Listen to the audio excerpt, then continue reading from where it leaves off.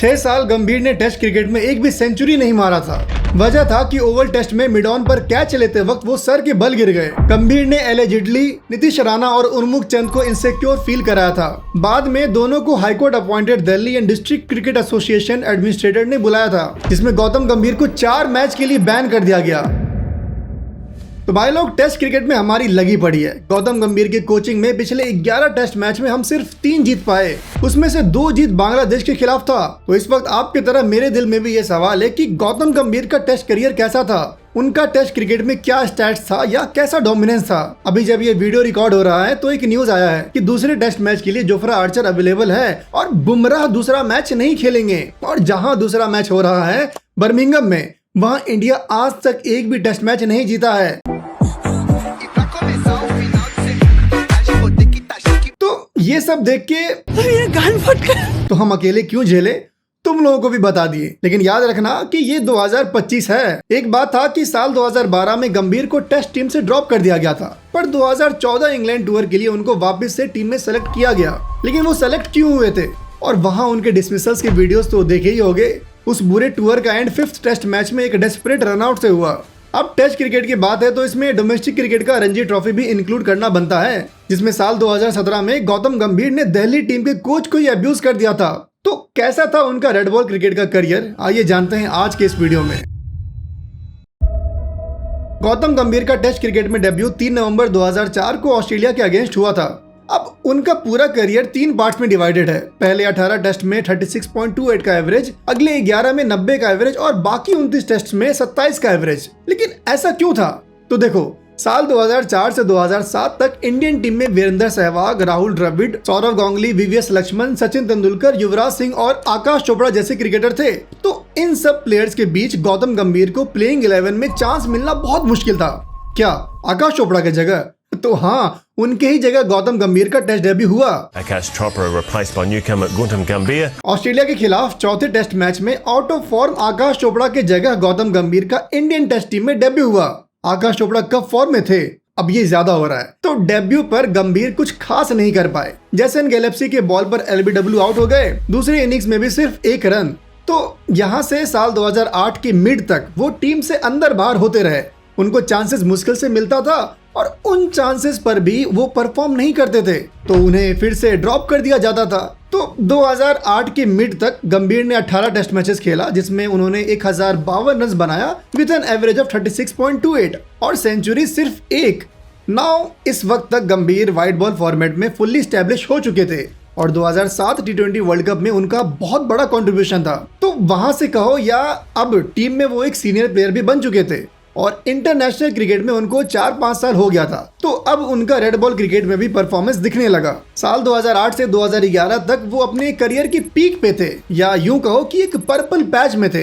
इन सब की शुरुआत हुई 2008 बॉर्डर गवास्कर ट्रॉफी से।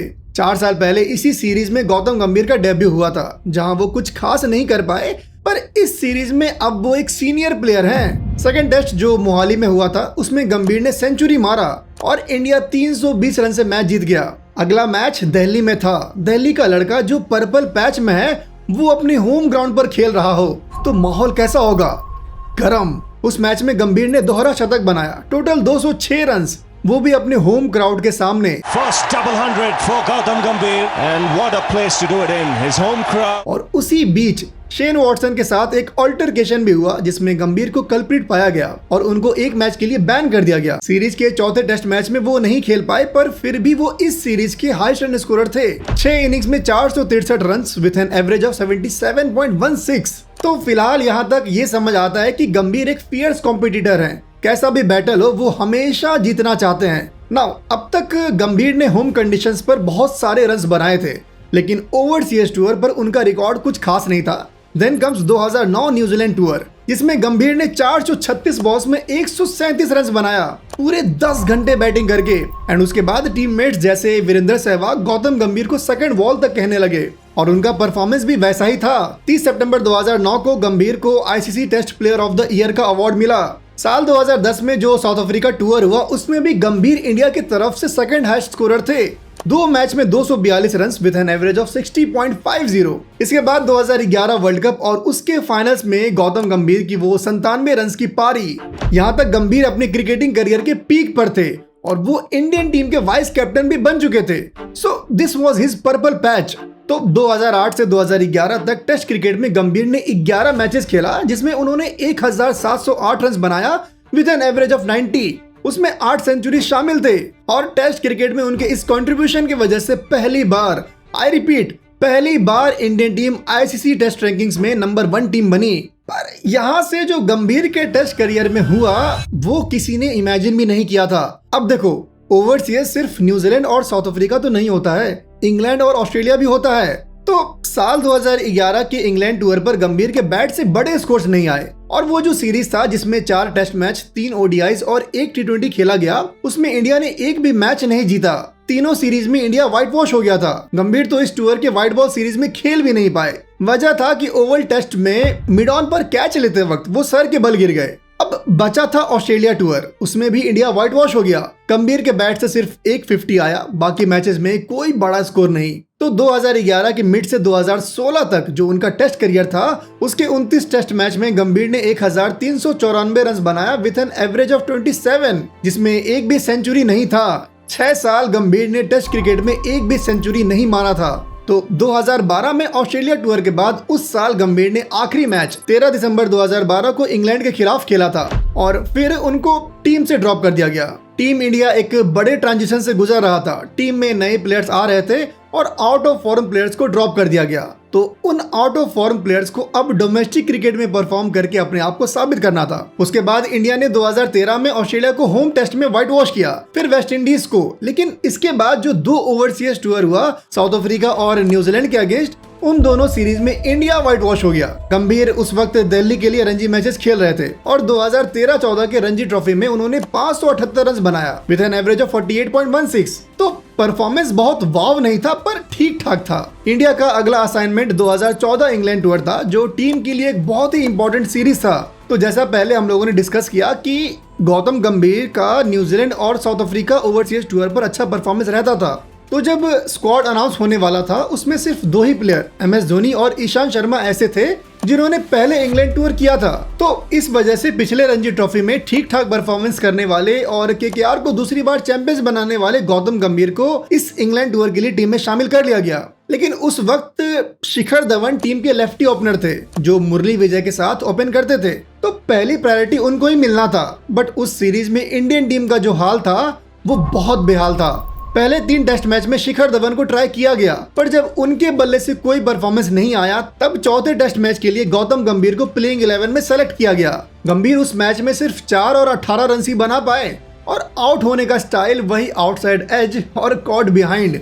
इंडिया वो टेस्ट सीरीज हार गया और उस सीरीज का एक वीडियो जो आज भी वायरल होता है जिसमें 5th टेस्ट मैच में जब गौतम गंभीर स्ट्राइक पर आए तब कमेंटेटर बॉयकॉट कह रहा था कि इंडियन साइड में 3 रबिश प्लेयर्स हैं, उसमें से एक गौतम गंभीर है और पहले ही बॉल पर गंभीर आउट हो गए। सेकंड इनिंग्स में भी उनसे रन्स नहीं बन रहा था और वो डेस्परेशन में रन आउट हो गए। सीरीज के बाद एक तरफ से सभी फॉर्मर क्रिकेटर्स ने टीम को क्रिटिसाइज किया, पढ़ लेना, लिंक डिस्क्रिप्शन में डाल देंगे। That was it। गंभीर फिर से टीम से ड्रॉप हो गए जो कि ऑब्वियस भी था। सीइंग हिज परफॉर्मेंस, गंभीर वापस से रणजी ट्रॉफी खेलने गए और 2014-15 रणजी सीजन में उन्होंने 569 रन बनाया विद एन एवरेज ऑफ 43.70। इसी के साथ 2016 दुलीप ट्रॉफी में भी गंभीर ने परफॉर्म किया। 3 मैच में 320 run with an average of 71.20। तो जब 2016 में न्यूजीलैंड के खिलाफ होम सीरीज हो रहा था उसमें ओपनर KL राहुल इंजर्ड हो गए और उस वक्त नया सिलेक्शन कमेटी बना था जो MSK प्रसाद लीड कर रहे थे। इससे पहले संदीप पाटिल हेड थे जिन्होंने गंभीर को ओवरलुक किया था,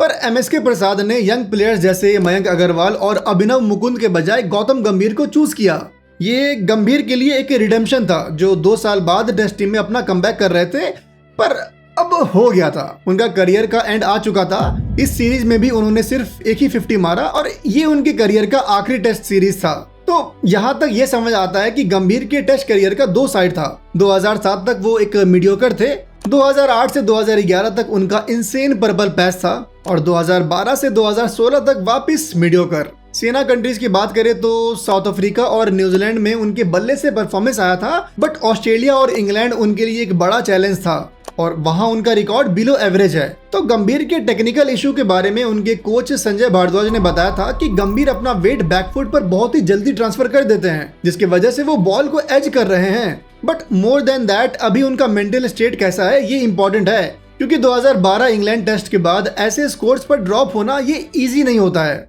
गंभीर गिव अप नहीं करना चाहते थे और इसी के वजह से उनका डोमेस्टिक क्रिकेट में ग्राइंड दिख रहा था। 2015-16 तक दिल्ली का रणजी ट्रॉफी में परफॉर्मेंस बहुत खराब हो गया था। आखिरी बार दिल्ली 2008 में रणजी टाइटल जीता था और तब से हर साल टीम का परफॉर्मेंस गिरता ही जा रहा था। 2016-17 रणजी में कप्तान गंभीर और कोच केपी भास्कर के बीच बहसा-बहसी हुआ, जिसमें गंभीर पर इल्जाम था कि उन्होंने कोच को अब्यूज किया, पर गंभीर का कहना था कि मैंने अब्यूज नहीं किया, मैं अपने टीममेट्स के लिए आवाज उठा रहा था। गंभीर ने एलिजिडली कहा कि भास्कर ने नीतीश राणा और उन्मुख चंद को ड्रॉप करके इनसिक्योर फील कराया था, और अगर 20-22 साल के यंग क्रिकेटर्स को सिक्योर फील कराना क्राइम है तो यस, आई एम गिल्टी।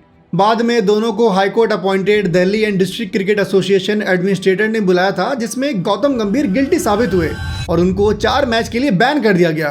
अब इस बात को मीडिया में बहुत उछाला गया, लेकिन गंभीर ने जो भी किया भले ही तरीका गलत था, बट वो टीम के लिए और अपने प्लेयर्स के लिए स्टैंड ले रहे थे। डीडीसीए ने गंभीर से कप्तानी ले लिया और ईशांत शर्मा को दे दिया। 2016-17 रणजी ट्रॉफी के बाद ये जो भी कंट्रोवर्सी हुआ उसके वजह से टीम और भी क्लोज आ गई, जिसका रिजल्ट 2017-18 रणजी ट्रॉफी में देखने को मिला। दिल्ली साल 2008 के बाद पहली बार फाइनल्स में पहुंची थी। दिल्ली साल 2008 के बाद पहली बार फाइनल्स में पहुंची थी। ऑल्दो विदर्भा से वो फाइनल्स हार गई, बट उस टूर्नामेंट में टीम का कलेक्टिव एफर्ट था। तो ये बात बताने का एक ही मोटिव है कि यस, गंभीर का तरीका डिफरेंट है, कभी कभी गलत भी लगता है, लेकिन उनका हमेशा यही मोटिव रहता है कि किसी भी हाल में टीम मैच जीते। तो आप लोगों का इस पर क्या ओपिनियन है, नीचे कमेंट में बताइए। 4 दिसंबर 2018 को गौतम गंभीर ने क्रिकेट के हर फॉर्म से रिटायरमेंट ले लिया। करियर जो लगभग 20 साल का था, तो 2009 में गंभीर ने ऐसा कैसा पारी खेल दिया कि तब के लोग उन्हें सेकंड वॉल ऑफ इंडिया कहने लगे। उसको जानने के लिए यहाँ क्लिक करिए, और क्यों विराट कोहली ने टेस्ट क्रिकेट से रिटायरमेंट ले लिया उसको जानने के लिए यहाँ।